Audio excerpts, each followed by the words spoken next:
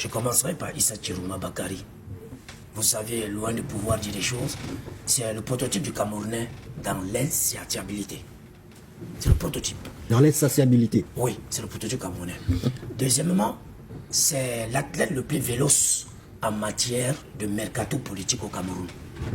Dans une transhumance de partis politiques pour un nomadisme de programme à la rencontre de son peuple. Voilà comment on définit l'homme. C'est l'un des politiciens depuis 20 ans. Je ne sais pas où il a trompé le président Paul Biya, ou c'est le président Paul Biya qui lui a fait confiance, croyant que l'enfant était revenu au sentiment meilleur. Vous savez que les événements du 6 avril 1984 ont émaillé l'enquête de moralité de certains hommes politiques et que le président Paul Biya avait sagement tendu la main. Maintenant, moi je vous donne là les qualités d'un homme politique que j'ai recensé. Je vous donne là les vérités de frustration d'un homme politique qui a eu peur que sa base électorale ne lui fasse plus confiance parce qu'il s'est assis à Yaoundé, il s'est assagi à Yaoundé et a laissé la ville de Pitois et d'autres villes du septentrion. D'autres disent qu'il s'est embourgeoisé par le biais de ses postes ministériels. Il y a un internaute qui, lorsqu'on a publié le sujet en débat ce soir, nous a demandé il a posé la question, une question que nous pourrons reprendre. Combien d'emplois a-t-il créé à la tête du ministère de l'Emploi et de la Formation professionnelle? Nous savions tout simplement qu'à son actif, ce n'est pas lui qui crée les emplois. Il implémente une politique. Donc, son champion, le champion avec qui il a fait alliance, lui a remis la feuille de route. Et dans cette feuille de route, si la maladresse et la mauvaise gestion ont conduit aux frustrations et que sa base électorale a passé le temps à crier, à sonner le glas, il est de bon ton que cette base électorale lui demande des comptes. Et lorsque la base électorale vous demande les comptes, ce qui vous reste, c'est de démissionner. C'est pourquoi, dans cette actualité, depuis pratiquement 3 jours, j'avais dit le Parti uni pour la rénovation sociale a regardé dans sa multiplicité de casquettes, ne pas vouloir se donner un ton à ces non-événements. Nous sommes souverains dans l'unité et dans ce que j'aurais appelé en matière politique, les ordres nous viennent du premier secrétaire.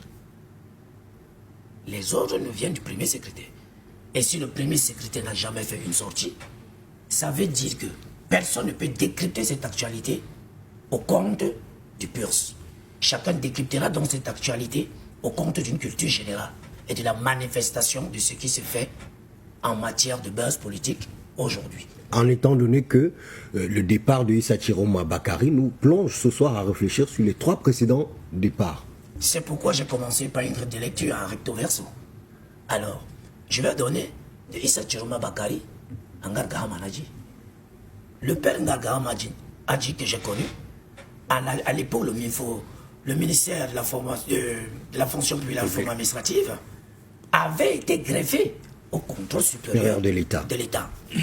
Lorsque le président, dans sa magnanimité, lorsque nous étions jeunes étudiants, parce que quand Ngargaha a dit démissionne, je n'étais pas au service du gouvernement, je n'étais non plus au service d'une entreprise privée au Cameroun.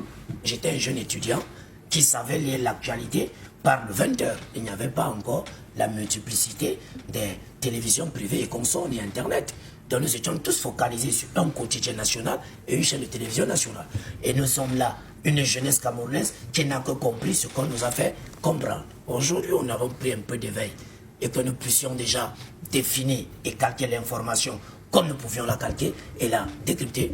On s'est rendu compte que lorsqu'il y a eu aménagement du territoire, parce qu'il n'y a jamais eu un remaniement en bonne et due forme de la part du champion.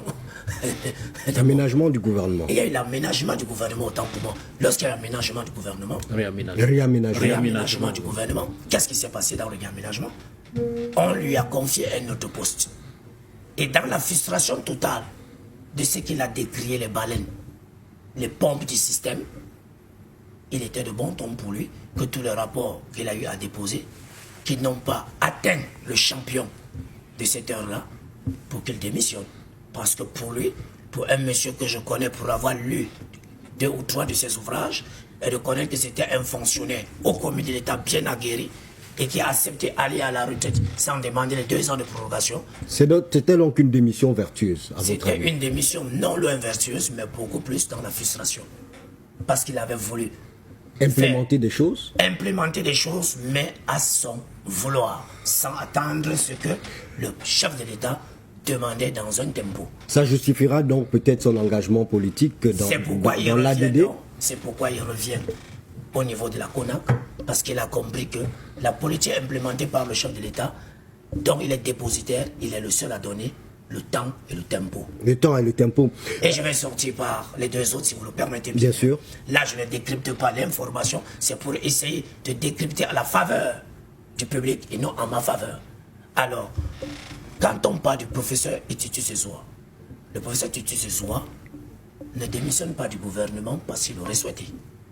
Les bruits de bottes couraient déjà par rapport à cette faute de gestion. Et d'après des sources bien introduites, ces renseignements qu'il a aussi pu avoir dans l'espace et dans le temps ont contribué à sa démission, parce que vous savez que quelques mois après la démission, il fut interpellé pour quelques fautes de gestion et le camarade du parti de monsieur le représentant communicant du RDPC a purgé 17 ans de prison et a été relaxé après ce que la justice camerounaise a pu bien donner pour son sort. Maintenant, pour parler du 4e et dernier démissionnant, le professeur Maurice Kamto, que nous respectons tous, c'est un grand universitaire. Mais sauf que, très mal entouré par les vérités de certains sympathisants qui font du n'importe quoi au compte, aux soi-disant qui sont du parti du professeur Kamto, que nous n'aimons pas souvent parler parce que le professeur Kamto est un homme de loi, c'est un homme très tempéré, c'est un homme très pondéré, qui a servi le gouvernement de la République, qui a eu des hautes fonctions, qui est allé au-delà de la République pour servir le Cameroun en tant qu'homme politique, en tant qu'identité politique, en tant que l'homme qui a eu la confiance du président Paul Biya.